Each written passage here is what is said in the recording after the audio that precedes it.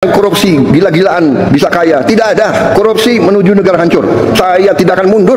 Negara yang korupsi, gila-gilaan, bisa kaya. Tidak ada korupsi menuju negara hancur. Saya tidak akan mundur menghadapi koruptor. Saya tidak akan mundur menghadapi koruptor. Mereka harus mengerti, saya ini siap mati untuk bangsa dan rakyat ini. Saya tidak takut mafia manapun, saya tidak takut. Untuk kesekian kali lagi di tempat yang bersejarah ini, atas nama rakyat Indonesia, saya memperingati semua unsur di semua lembaga. Mereka-mereka yang tidak setia kepada negara akan kita singkirkan. Semua pejabat yang tidak mampu melaksanakan tugas lebih baik mundur sebelum saya berhentikan.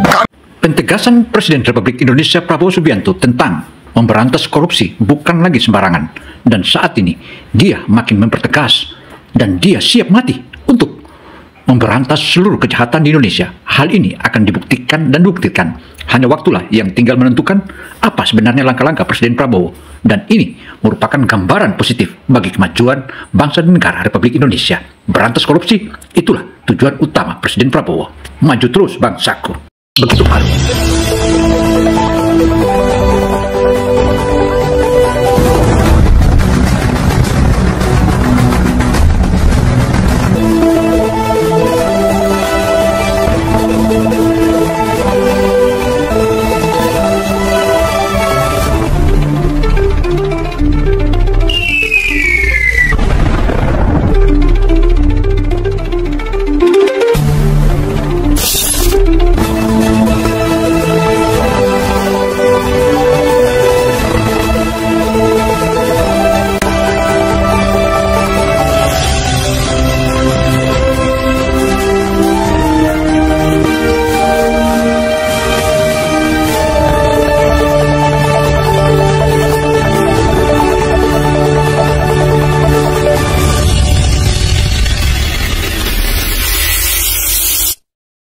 Kami tidak akan ragu-ragu membela kepentingan rakyat Indonesia. Kami tidak ragu-ragu. Saya katakan, saya siap mati untuk bangsa dan rakyat Indonesia.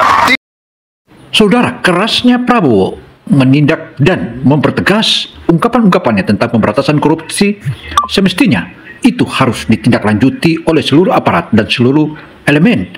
Dan saat ini sepatutnya seluruh anak bangsa untuk mendukung penuh dan menjaga khusus semua perintah-perintah apa yang disampaikan oleh Prabowo, terutama DPR yang saat ini sedang berupaya dan mempercepat segera lahirnya undang-undang perampasan aset atas seluruh koruptor-koruptor di tanah air. Sehingga hal inilah yang patut kita banggakan, dan mari kita ikuti terus bagaimana media ini mengungkap hingga sejelas-jelasnya agar bisa dipahami oleh seluruh masyarakat serta menjadi edukasi khusus kepada seluruh anak bangsa. Tidak ada yang kebal hukum di Republik ini.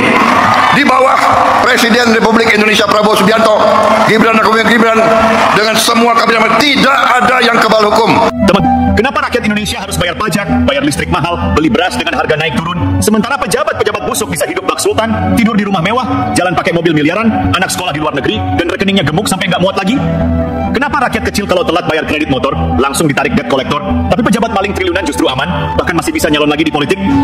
Jawabannya jelas, karena hukum kita selama ini ompong.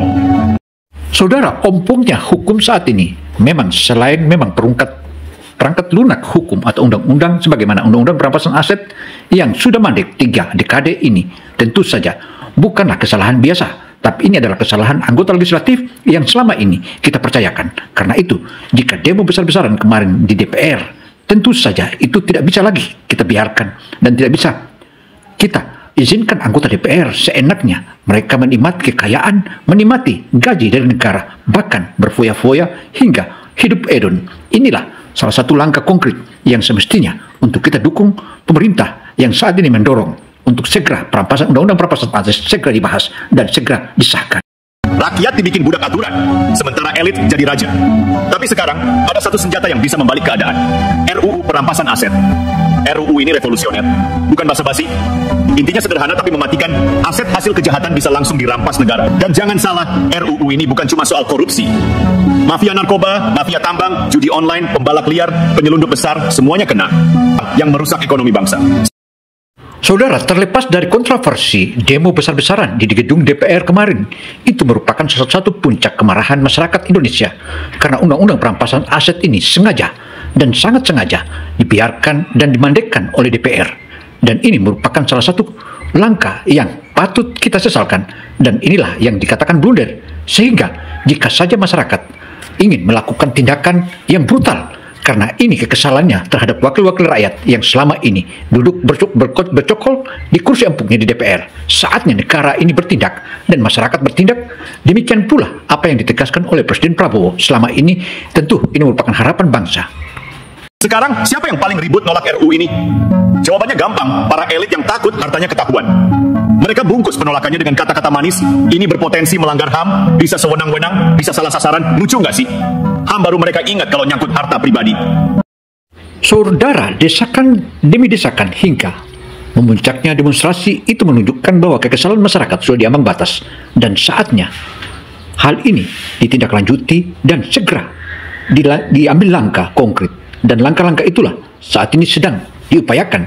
Meskipun kita tahu bahwa perjuangan masyarakat, bahkan kemarin ada 9 orang yang menjadi korban.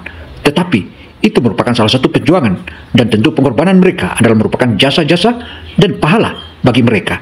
Dan mari kita doakan semoga yang gugur ataupun yang menjadi korbannya bisa diterima di sisi Allah Subhanahu wa Ta'ala dengan baik. Dan saatnya kita berpikir maju untuk memajukan Indonesia. Tapi waktu rakyat kecil ditindas, waktu buruh diperas, waktu petani digusur, mana teriakannya? Sunyi. Ironinya, mereka bisa tidur nyenyak dengan rekening hasil bancakan. Sementara rakyat bangun tidur mikirin besok makan apa. Jadi jelas, siapa yang nolak RUU ini, berarti dia sedang membela kepentingan siapa? Rakyat atau kantong pribadinya? Kalau RUU ini lolos, rakyat bisa punya sedikit napas lega. Bayangin kalau setiap aset haram bisa ditarik ke negara.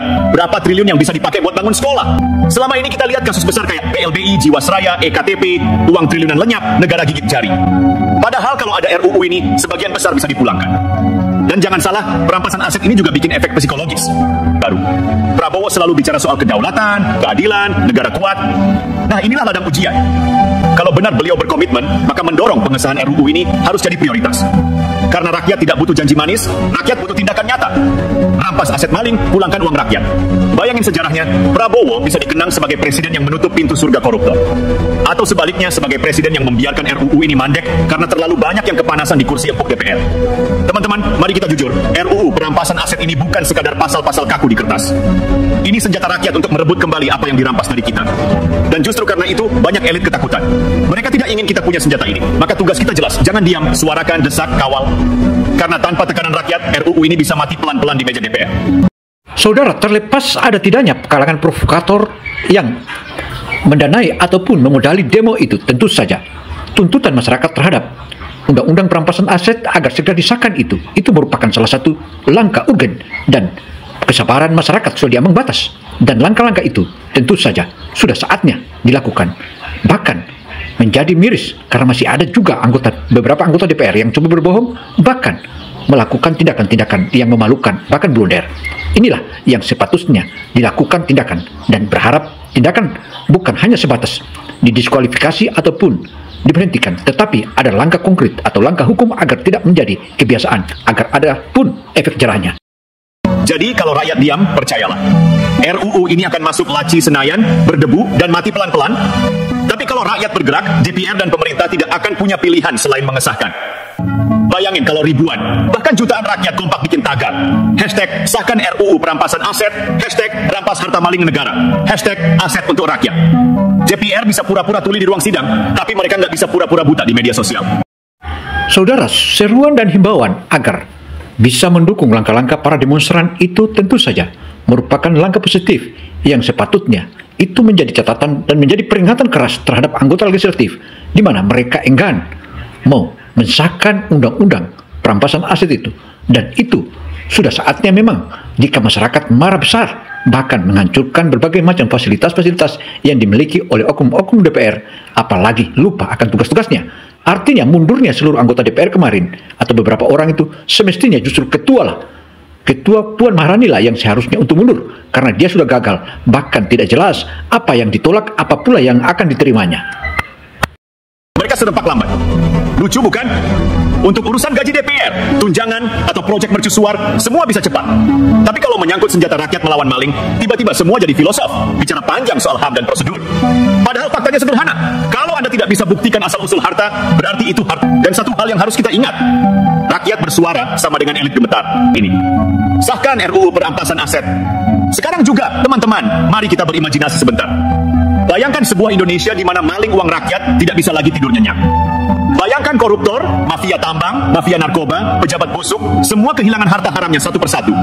Setiap tahun, menurut KPK dan BPK, potensi kerugian negara akibat korupsi dan kejahatan ekonomi bisa mencapai ratusan triliun rupiah. Saudara, raibnya ratusan triliun setiap tahunnya uang negara itu merupakan salah satu langkah blunder yang dilakukan oleh pengawasan korupsi. Dan apa sebenarnya langkah-langkah konkret mereka? Sehingga jika rakyat sudah muak dan marah, bahkan mendesak dan melakukan demonstrasi besar-besaran, itu menunjukkan bahwa masyarakat sudah di ambang batas kesabarannya, sehingga tak ada jalan lain. Mereka mengajukan tuntutannya di depan publik, dan itu dilindungi oleh undang-undang. Meski begitu, kita tahu bahwa terpaksa ada yang menjadi korban, dan itu merupakan salah satu perjuangan yang seharusnya itu dihargai jasa-jasa mereka, karena perjuangannya mereka untuk kemajuan bangsa Indonesia. Karena itu, saudara, demikianlah ulasan Opini Gino Television Indonesia. Semoga ulasan tentang Undang-Undang Perampasan Aset ini segera menjadi motivasi dan segera pula dibahas dan disahkan Undang-Undang Perampasan Aset para koruptor ini. Saya Gino Samsudin Mirsad melaporkan. Wassalamualaikum warahmatullahi wabarakatuh.